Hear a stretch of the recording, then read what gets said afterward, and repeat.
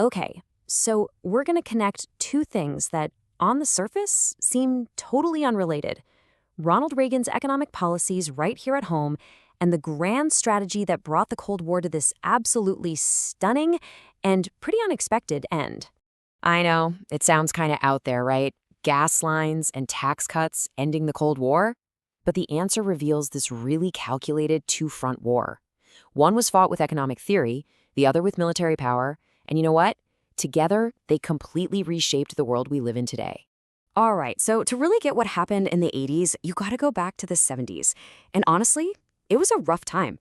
The whole country was just gripped by this feeling of national malaise, this sense that America was on the way down, and that the people in charge just had no clue what to do about it.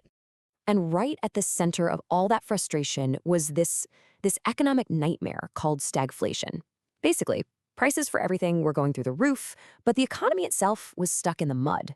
The old way of doing things just wasn't working, and people lost a ton of confidence in the government's ability to manage, well, pretty much anything.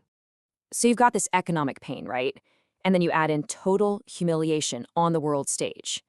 I mean, at home, you literally had gas lines stretching for blocks. And every single night on the news, for 444 days, Americans had to watch the Iran hostage crisis play out.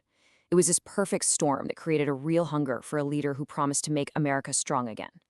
And into that perfect storm stepped a newly energized conservative movement. But look, this wasn't something that just popped up overnight with Ronald Reagan. The new right had been building its power base for decades, going all the way back to Barry Goldwater's campaign in 1964. The result? I mean, it was a political earthquake. 489 electoral votes.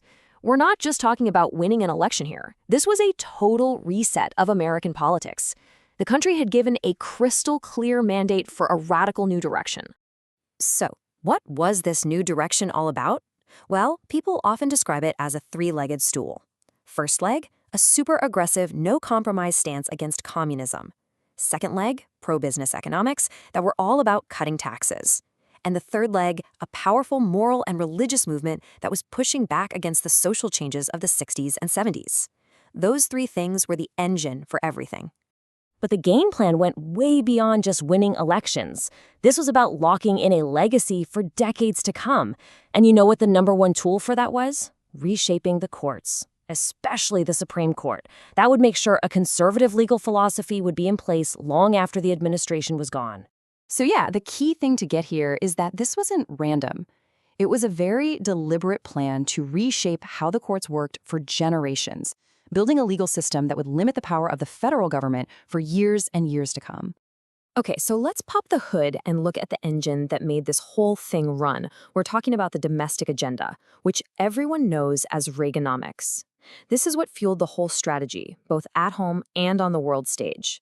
You know, for years and years, the standard playbook was something called demand-side economics. Government spends money to get people to buy things. But supply-side theory, it just completely flipped the script.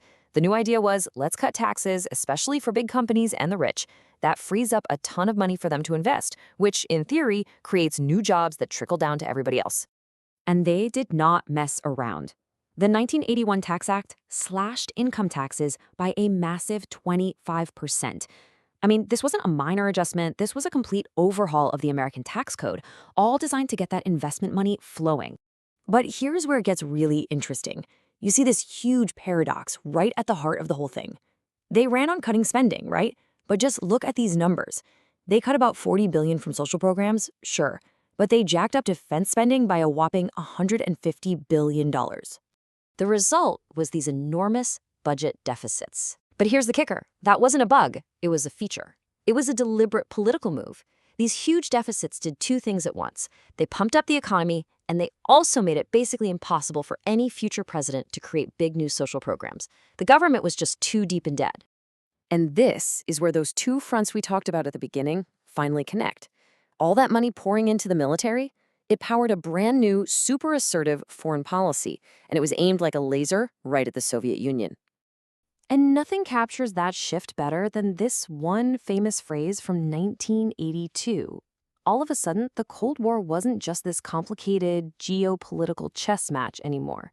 It was a moral crusade, a straightforward battle between good and evil. This line is just the perfect example of that new attitude.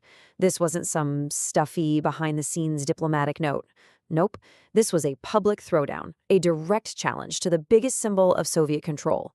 It sent a clear message. We're not just going to coexist anymore. So behind all the tough talk, there was this wild high-tech plan, the Strategic Defense Initiative, SDI for short. Most people just called it Star Wars. It was supposed to be this space-based shield that could shoot down nuclear missiles. Now, whether it would have actually worked is still a huge debate, but honestly, that was kind of beside the point. Because the real purpose of SDI was economic warfare. It was a gamble. The US was betting that the Soviet Union's creaky, top-down economy just couldn't keep up in a super expensive, high-tech arms race. The plan was to basically force them to spend themselves into bankruptcy. It was a fight they simply couldn't win. And look, this wasn't just talk. The strategy was backed by some serious action. You had the biggest peacetime military buildup in US history. And then these quick, decisive interventions, like the invasion of Grenada in 1983, sent a very clear signal to the world. America was back, and it was not afraid to use its power. So how did this all play out in the end? Well, this combination, this 1-2 punch of overwhelming economic and military pressure, when you finally mix it with some smart diplomacy, led to something incredible. One of the fastest and most peaceful ends to a global conflict ever. And just look at how fast everything happened once the pieces started to fall. The pressure finally paid off when it was combined with real diplomacy. Reagan and the new Soviet leader Mikhail Gorbachev actually started talking and built a relationship. Then they signed a historic treaty to get rid of a whole class of nukes. And after that, well, the collapse came at a speed no one saw coming. And then, poof, just like that, the entire global power structure got redrawn. That 45-year standoff between two superpowers, over, done. And the United States was the last one standing, the world's only superpower. Which kind of brings us to our big final thought, right? This brand new unipolar world created all these amazing opportunities for peace and commerce, but it also kicked off a new era of American military action. And that leads to the huge question we are still arguing about today. What's the right balance between using that unmatched military power and working with other nations through diplomacy? In a lot of ways, the blueprint that was drawn up in the 1980s is the one we're still wrestling with.